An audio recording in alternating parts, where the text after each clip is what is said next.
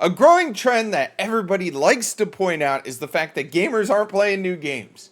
They're playing old games. You might be like, why? It's because a lot of newer games aren't really that good. But today, article brought to you by Game Rant, Mario Kart World is being outsold by an 8-year-old racing game. And you might be wondering what 8-year-old racing game it is. If you had any kind of brain cells, you'd kind of figure out that it's Mario Kart 8 Deluxe. Okay. Mario Kart World was outsold by its predecessor, Mario Kart 8 Deluxe, in July. The competition may not be entirely fair for Mario Kart World right now, as it is an exclusive to the Nintendo Switch 2, which has far fewer owners than the original Nintendo Switch. So what does that tell you? That tells you that the Nintendo Switch is definitely more readily available than the Nintendo Switch 2. I'm not saying that Nintendo Switch 2 is impossible to come by any means. It's not like the PlayStation 5 during 2020 where it's like you just could not find it. Anyways, still it is notable that a new gen installment is facing competition from an 8-year-old game. And by the way, you guys, you might hear a squeaky toy in the background. That's Wade. I don't know why. As soon as I come in here and sit down and started recording this morning, this little man just picked up his squeaky toy and was like, Dad, I gotta show you how this thing works. Anyways, Mario Kart World launched June 5th, 2025 as a flagship title for the Nintendo Switch 2. It wasn't just the flagship title. It was the only title that, original title that really stood out to everybody when it came to the Nintendo Switch 2. There was no other game. We're, 3 months in? July, August. So we're 2 months into the Nintendo Switch 2's life cycle right now. And there's only 2 games. You got Mario Kart World and, of course, the new Donkey Kong game, which I still have to get. I've heard it's amazing. Anyways, it quickly reached several milestones and sold millions of copies worldwide, thanks to being one of the console's most wish list game. It's because it was the only game! However, it appears that sales have currently slowed down, allowing Nintendo's other popular racing games to dominate the chart. It slowed down because, it was damn near included with every Nintendo Switch 2. Excuse me. According to Matt Circana, Mario Kart 8 Deluxe outsold the franchise 2025 installment in July in terms of physical copy sales. His report showed that Mario Kart World fell from 1st to 6th place among the best-selling Nintendo games, while its predecessor rose to 4th. Interestingly, both racing titles were still overtaken by one of Nintendo's Switch 2's most acclaimed games, Donkey Kong Bonanza. Does that surprise me? No. Why does it not surprise me? Because it's the second game from Nintendo released for the Nintendo Switch 2. If anything, I think Donkey Kong Bonanza is going to hold that title for a while. So it's showing Donkey Kong Bonanza's number 1, number 2, Super Mario Party Jamboree, 3, Tony Hawk Pro Skater 3 and 4. Wait, that's right. I was like, why is Microsoft Tony Hawk? It's because of the Activision deal. My bad. But as you look, Mario Kart 8, digital sales not included for marked titles. So Mario Kart 8, Minecraft, a lot of these are not showing the digital sales. Anyways, fans should note that Mario Kart 8 Deluxe has a much larger potential audience available on both the Switch and Switch 2. It can reach nearly 158 million users, which is an insane number. In contrast to Mario Kart World, an exclusive to Nintendo Switch 2, a console that has sold only 6 million units. On top of that, it says, in fact, reports suggest Mario Kart World has sold roughly as many copies as there are Nintendo Switch 2 consoles, highlighting its financial success. The thing of it is not only is it available on nearly 158 million Nintendo Switches, that's just a crazy number right there. But when you get your Nintendo Switch Online, they offer you all the tracks. And Mario Kart 8 Deluxe has a stupid number of tracks. I think it's close to damn near 60 tracks they offer when it comes to Mario Kart 8 Deluxe.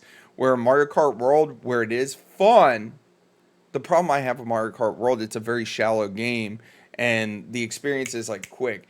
Like, I went through and I unlocked almost damn near every skin in that game in like less than a week. I think I have like 18 to 20 hours invested in Mario Kart World. It's a fun game, but it's very shallow. You can unlock everything fairly easy, and like I said, it's just meh.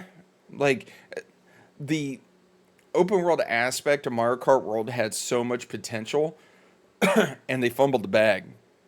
Anyways, the new installment in the Mario Kart franchise had a rough start with the user's reception. Many fans were frustrated by some of the revamped or removed features as well as post-launch updates, which they really haven't updated much since the game came out. Granted, it's only been 2 months, but let us get some new tracks in there.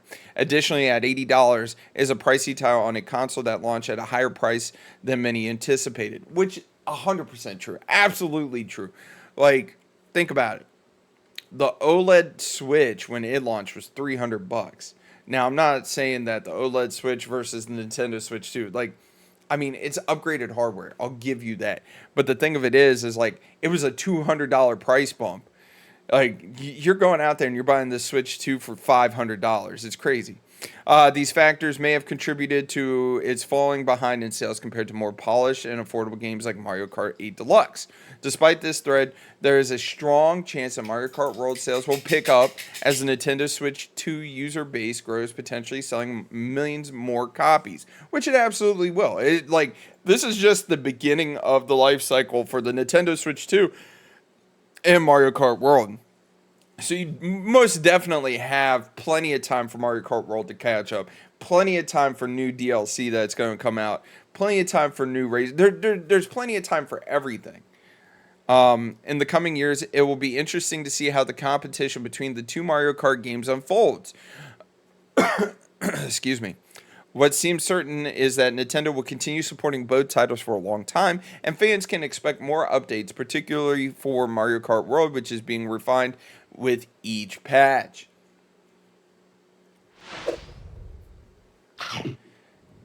It will be genuinely interesting to see if, with the price increase for Mario Kart World, right, and the new generation of consoles here, are they going to include the DLC for Mario Kart World in the Nintendo Switch Online like they did with Mario Kart 8 Deluxe? If they did that and they start cranking out some awesome DLC, like, it's only going to be a matter of time before Mario Kart World ends up catching up. Wade has the zoomies now. This little dog doesn't stop. Anyways, it's only going to be a matter of time before Mario Kart World ends up catching up. On top of that, I think that it's going to be interesting to see where Mario Kart World ends up in the post, I guess, life cycle of the game. Now, granted, Mario Kart 8 was actually released on the Wii U, got remade for the Nintendo Switch, and then blah, blah, blah. Like, it's been a long road for the Mario Kart 8 title. It's not like the, Mario Kart World where, this is its first rodeo. It's only been out for 2 months, potentially 3 months. And, it's just one of those things. It's interesting to see. But the growing trend of gamers continuing to play older games only makes sense to me. Why? It's because the older games are better. The older games, much more polished, refined. I'm not saying the new games can't get to that point.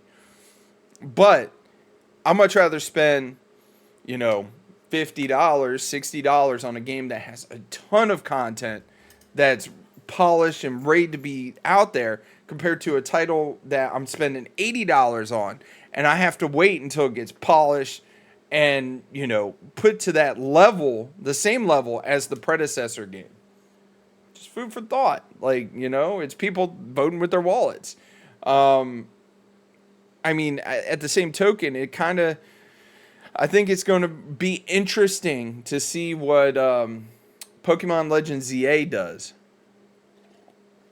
Because Pokemon Legends Arceus, or whatever it's Arceus, however you say it, because a lot of people are like, oh, you don't say Arceus, it's Arceus. I'm like, okay, whatever, I don't care. It's such a great, polished, refined game where this Legends ZA, watching a lot of the gameplay that Nintendo's put out and seeing the new announcements they've done for it, is it going to be a step back compared to Legend of Arceus, or is it going to be a step forward and they're going to build off of it? Because Scarlet and Violet, look, I'm telling you right now, Legends of Arceus, I played it and I was like, holy shit, this game is amazing. And they were like, Pokemon Scarlet Violet's coming out later in the year. And that was a major step back compared to Legends of Arceus. Open world, do all kinds of stuff. Granted, single player, you can't play with your friends. Scarlet Violet, you can play with your friends. I still have yet to play Scarlet Violet on my Nintendo Switch 2. I've heard they've done a lot to really refine the game. So who knows? Maybe on stream, once I'm done with Funko Fusion, I might get some Pokemon, marathon going. Anyways, y'all, take it easy. Have a great and wonderful day, and I'll see you tomorrow. Bye!